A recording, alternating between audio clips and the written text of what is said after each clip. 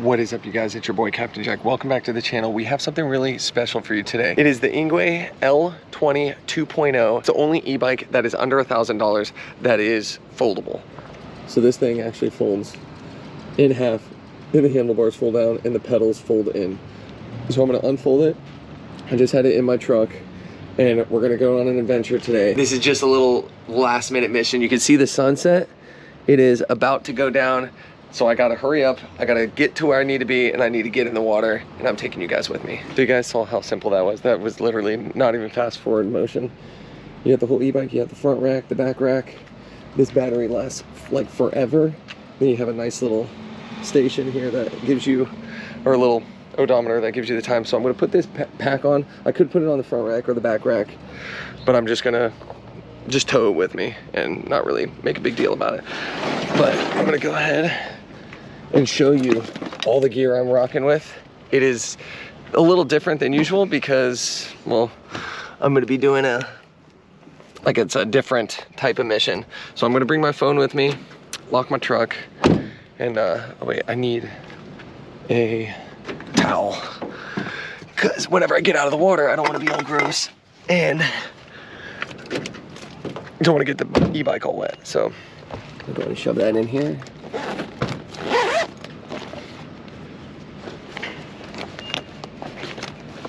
It's nice having the pack.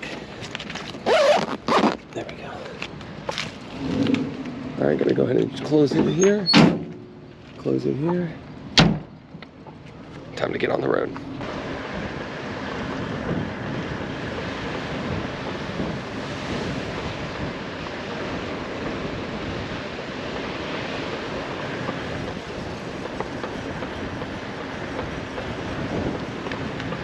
So this thing does have pedal assist, and it has multiple gears you can use. It has Shimano gears, and it has a full throttle that is a screamer right there.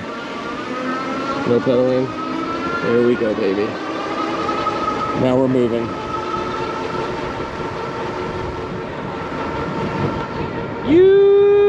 I better get two hands on the wheel for this.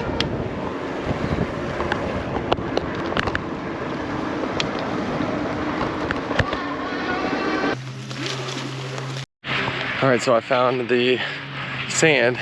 Now I gotta go through these gnarly dunes. Thank God I have a throttle on this thing because the bike basically walks itself, which is nice. But I'm almost to the location where I'm gonna do some diving. So a great thing about this e-bike is it comes with a key, and then there's a locking mode. So I'm just locking it and stashing it right there. Nice and easy, just hidden in the bushes. That way I just have to worry about my backpack. And I'll probably stash that somewhere in the rocks whenever I hit the water. But yeah, sun's a setting and I need to get wet.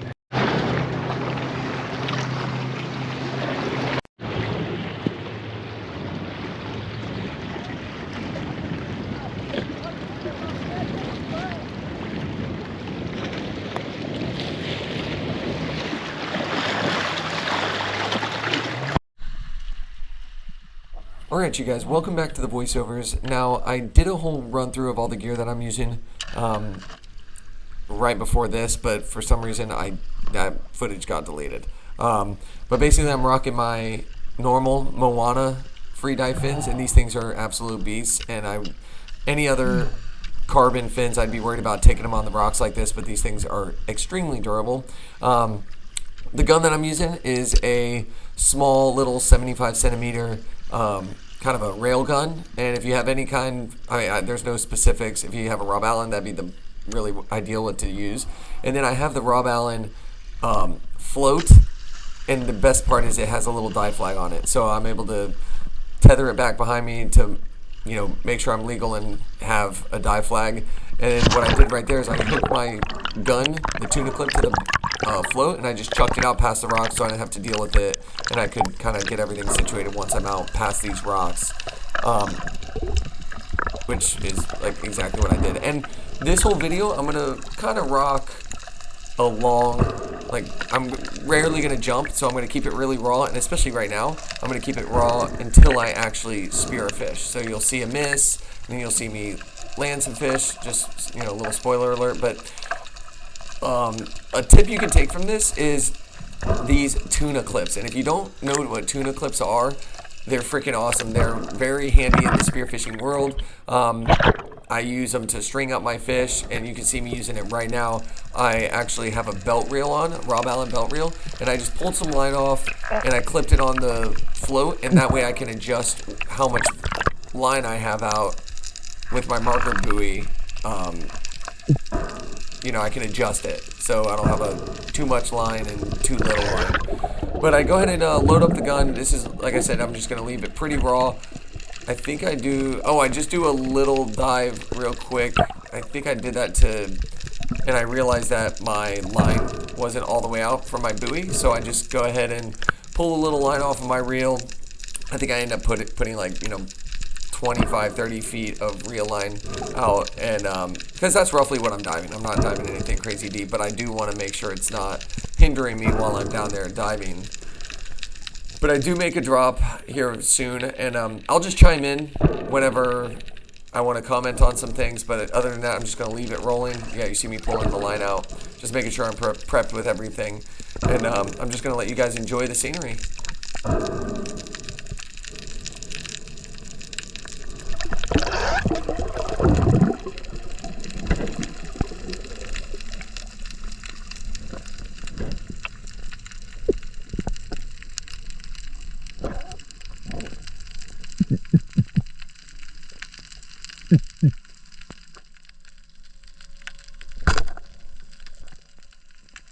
So that first shot was pretty weak.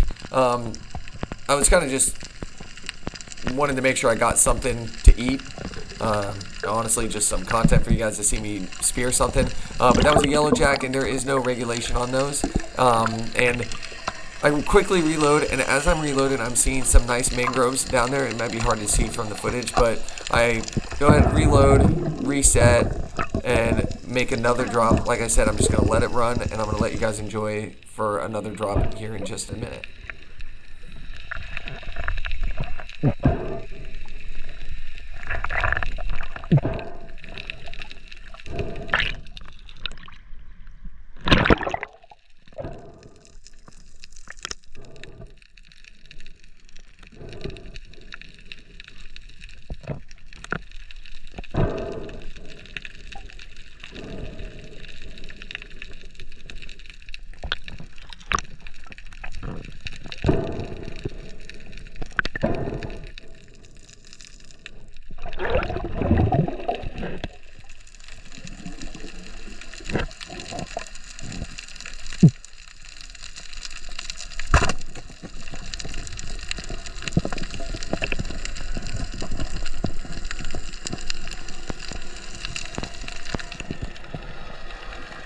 So that's really ideal, what you want to have happen. That was a really nice mangrove as my first fish. And again, you guys always brain bleed and gut, and I have a dive knife with me always, not only for safety, but for this. And what I was trying to do there, I was trying to just not grab the fish and just kind of pin him between my flopper, but obviously I needed to get a little more control of the fish so I can brain him, bleed him, stick the knife in there, work the gills a little bit. And then I also got this fish. I don't know if I left that on film, but you'll kind of see, I'll let it pan out here. You'll see how I kind of stringer up these fish. I just run the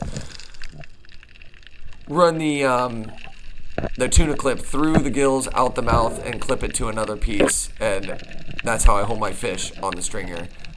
This is not the only fish I get a nice mess, so stay tuned and keep watching, and I'll just let this footage roll out.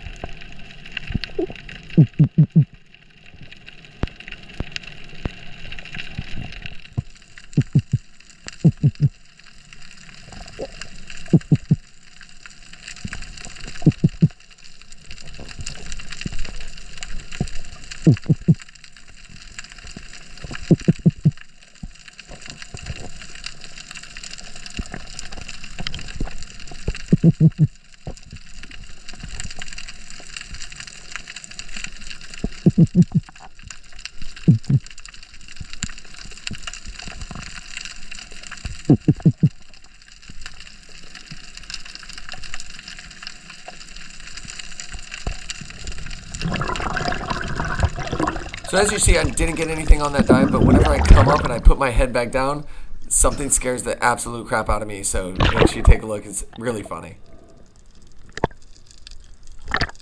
So these are tarpon, and they are massive. They're not very good to eat, and also you're not allowed to spear them because they are a game fish. So if you ever see these guys, just know that spearfishing is legal. You can catch them hook and line, but they are not really great to eat. Very bony fish, but they do put up a really good fight on the fishing reel. So if you get a chance to catch one, pretty awesome. I haven't caught one because really you can't eat it, so I don't really see the point.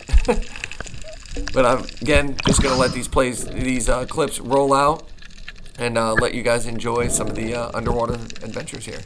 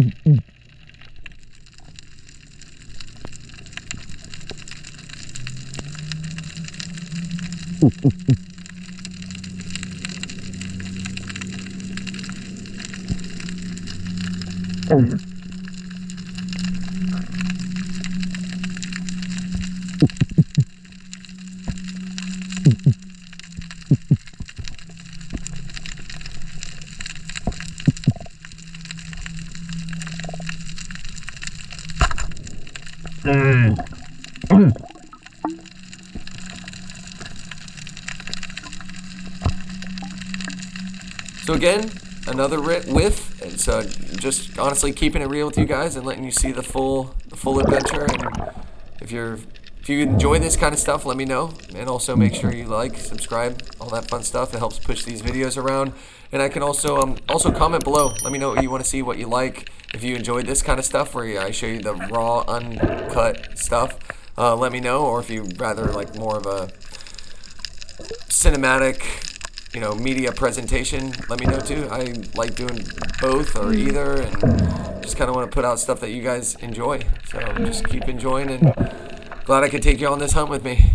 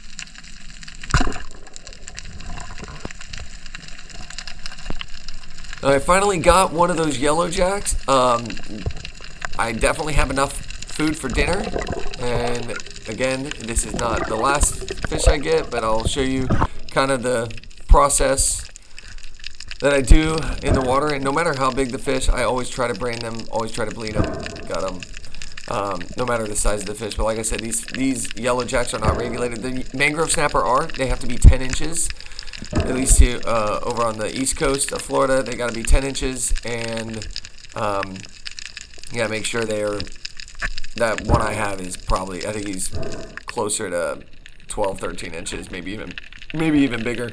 But yeah, definitely have dinner on this one. And if you're interested in any of the gear that I'm using, I've started a kind of like an Amazon list of things that, basically everything that's not custom that you can get on Amazon, I put on there, and I have different categories. I have my spear gear, my camera gear. So if all of you guys are wondering, you know, asking me in the comments what kind of gear I'm using, check out the link in the description below. It'll be linked to an Amazon wish list, not really wish list, but like just a spear gear list, and check it out. And if there's anything you are interested in buying, definitely buy it through that, and I get a little kickback for, you know, promoting what I believe in, and then you guys also get your gear at an affordable price through Amazon. Very convenient. So yeah, you'll see how I do this. Go in the mouth, out the gills, and I try to re-hook it on. This one was being a little finicky, and I'm sorry about the water bobbing on my GoPro. Wasn't really paying much attention to that. But you see another trick.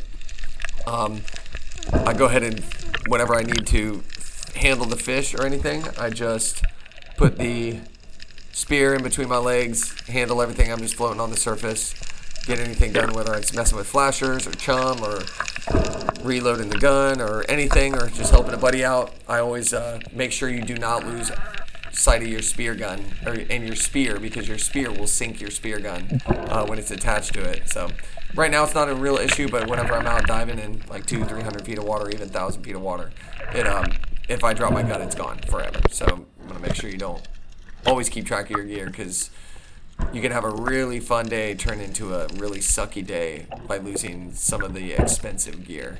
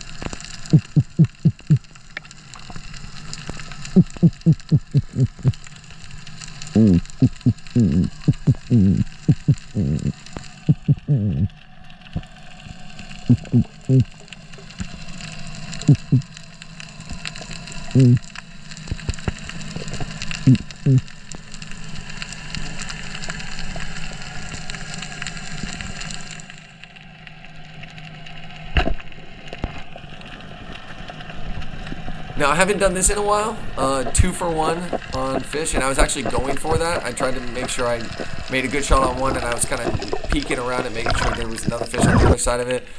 One of them was smaller, but it does go to good use, and I'll show you in just a minute, and I think you guys will like it. But yeah, this pretty much is towards the end of my diving. This is about an hour's worth of diving. I did a couple of jump cuts, but left it pretty raw for you guys. Like I said, let me know what you think of this, and if it's a kind of format that you guys enjoy, the more raw, uncut stuff. But yeah, again, brain, bleed the fish, and there was actually a big cuda coming around, and I was thinking to myself, man, that would suck if he came and took all the fish. All this time and effort was for nothing. So I kind of call it an earlier, day, dove for an hour, have a nice mess of fish, and I decide to just head it in after I see that cuda following me around.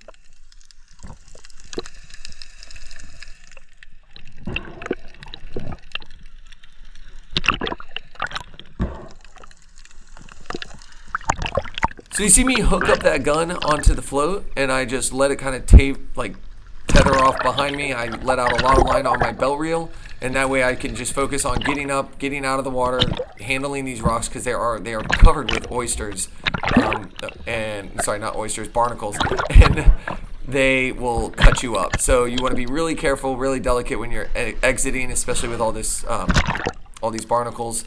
And having a bunch of gear in your hands, it will be a pain in the neck. So I just go ahead and get out, and I just pull that stuff in after I'm out and ready to rock and roll.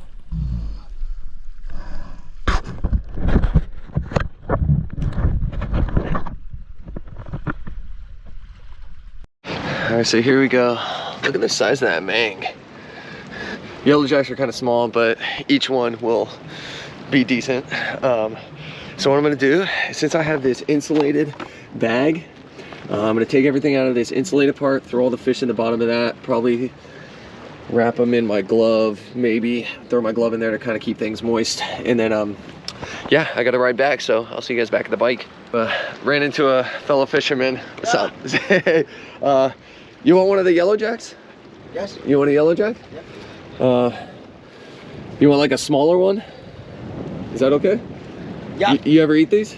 They're good, very good. You can eat them raw and fry them, grill them. Thank you. Yeah, you're welcome. Yeah. You're welcome. Good luck. Catch more.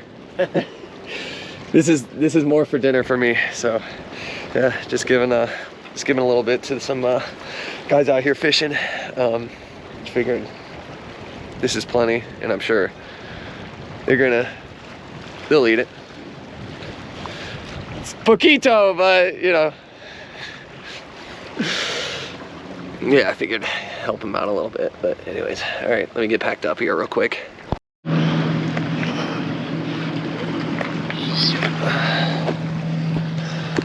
Nice, just in time to enjoy this beautiful sunset. But yeah, got it done with some light to spare. All right, you guys, so I'm picking up the e-bike that I ditched in the bushes. Before I hop on it and head back to my truck, the reason I used the e-bike was actually because the place I'm at is like 7 miles from where there's parking. So kind of a tough place to get to, inconvenient a little bit if you're diving, but it was definitely worth it. And the best part is, I'm gonna see you guys back at home. I'm gonna flay these fish up at home. I'm gonna cook them up, and I'm gonna take you guys with me. Do not go anywhere. Also, guys, the best thing about this e-bike is that I will leave a discount code in the description below. Go ahead, if you're interested, check them out, and if you're interested in purchasing them, use the link in the description below, and I'll see you guys on the ride back home. All right, you guys, I'm home at my house, and I'm gonna fillet up these fish. Got them in the cooler. They were chilling on ice on the way home, so there they are. Normally, I don't fillet fish in the house, but there was no fillet table where I was at, so let's get into it and let that time lapse roll. All right, now that I have that thing all filleted up, I got a pot here. I have a little steaming venting thing, and this is gonna be great because it wasn't a ton of fish, but it's gonna be enough afterwards. I'm gonna cook it until it's pretty much white and cooked all the way through. So this stuff is steamed. You can see it's nice and white.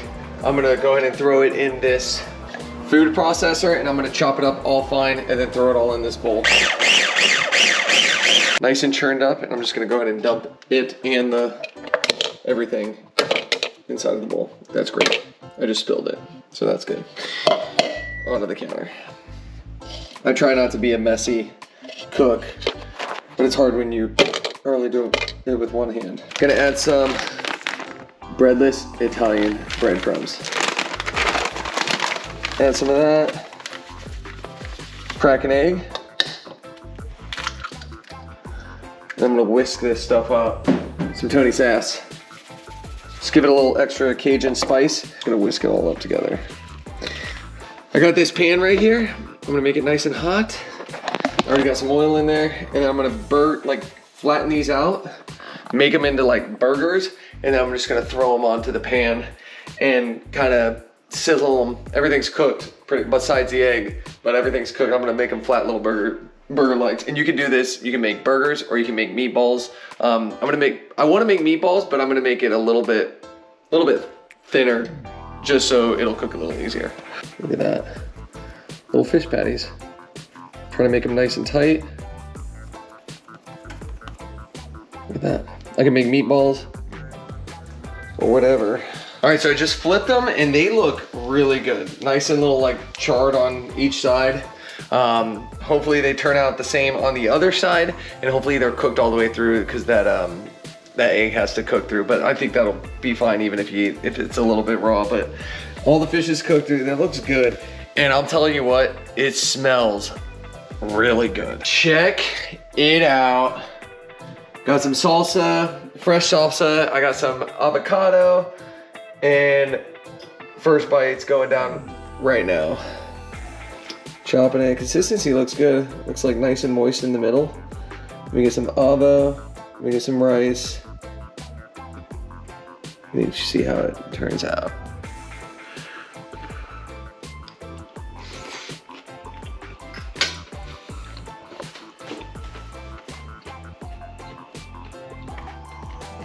That's really good. Dang, it really tastes like meatballs. And I love the crispiness. So like that char on the outside, it gives it like a little bit of crunch, but it's like nice and soft on the inside. That is freaking good. I'm gonna get out and do some diving tomorrow. And I'm so happy I was able to do just like a quick little afternoon mission and to take you guys along with me and also show you that new e-bike. Really stoked. That's who this video is brought to you by. So there'll be a little bit less ads in the video than normal. And if I keep getting opportunities like this, I'm gonna keep on pumping out videos. So if you guys enjoyed this one, give it that thumbs up. If you're new, consider subscribing. I go on adventures like this every single week, and I love bringing you guys along. So I will see you next week for another adventure. Later.